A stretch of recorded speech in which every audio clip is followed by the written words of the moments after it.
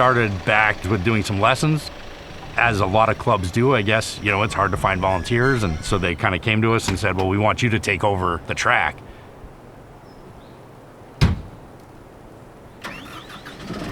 Yeah, so we ended up taking over the track in 2001, and literally put our heart and soul into it and revamped the entire place into one of Canada's top national facilities. Having people come out and enjoy this place and have a place to come, and you know, I get told all the time that this is their vacation. They come out on a weekend and it's a vacation for them to come out and spend time with the family and camp out and ride and do those sorts of things. And then, you know, the summer camp is one of my favorite parts, is just the kids, you know, and just watching them have a blast out here doing something, watching them overcome things that maybe they couldn't do or didn't think they could do. Because what's happening now is you're coming around the corner, you get on the gas, and you feel the back end wiggling on you. You feel that? If you're strong with that foot and really pushing hard, it's gonna stop some of that. I love watching, you know, new riders experience what this sport has to offer. We take people that have never ridden before, get them out riding, then they get hooked on racing.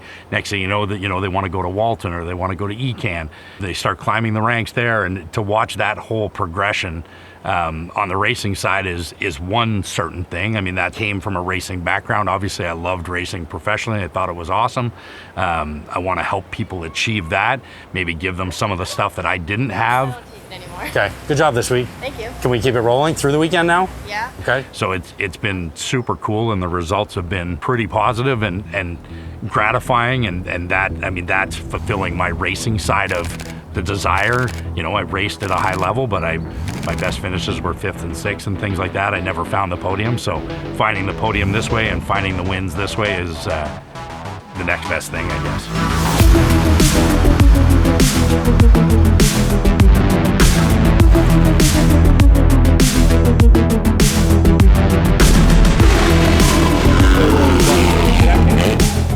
On the track from 8 a.m. until 5 p.m. out there, you know, in some capacity, just trying to look for something or feel something that you can provide insight that might help get you a bit of an edge. Feel good? Nah, I just need to flow a bit more. Really? Okay. Yeah. It looked good, honestly. I feel like I'm still just... Okay. Yeah. Okay. I'm a lot like in hard, pop out. Okay, so you just gotta lay up a bit and then smooth. Okay. You get sucked up into that, right? That in that adrenaline of, you know, let's get a good start. Okay, let's get out there and battle. Let's get that win. And working with Kev, it's honestly a dream. You know, one thing that really stands out, I think, the freedom. You know, the ability to bring our own thoughts, ideas into the program and sit down and, you know, have a say in everything. And, you know, we all work together to be better. And he understands that it takes an army to build what we have, and we're all super grateful, as is he, and it's been good. We've really created something, and it's been a great time, and we look forward to many more years of this success. This year was a big year for us as we came into the fall. We were looking for another rider. We wanted to go big. Yamaha wanted to go big. FXR was on board to help support with a larger program, and we made an offer to the 450 champ, Jess Pettis, and you know, it was compelling. It was at the right time. He was looking for a little something different that he wasn't able to get where he was, and thought that we would be the solution. And so Preston Kilroy had come up the year before, and you know, I asked him, do you want to ride the 450? Do you want to ride a 250? What do you want to do? And it's like, put me in the 250 class, I can win. And I'm like, well, that sounds fun. Like, let's do that. Same thing. Dip swing on them again in first lap. Move your way to the front and check out.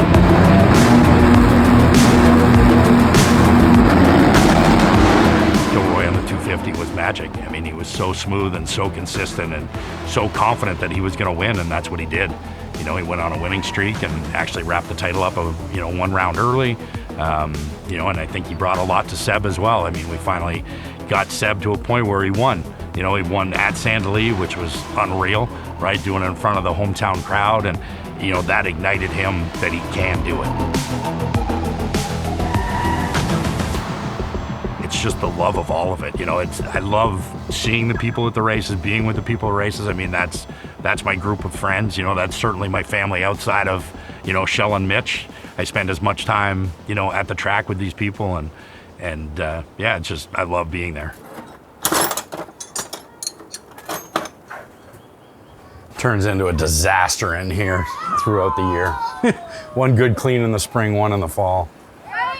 Everybody's got their thing, and some people are, you know, highly driven when it comes to work for whatever success deems, and like running a motocross track, success is certainly not, you know, your bank account, that's for sure. There we go.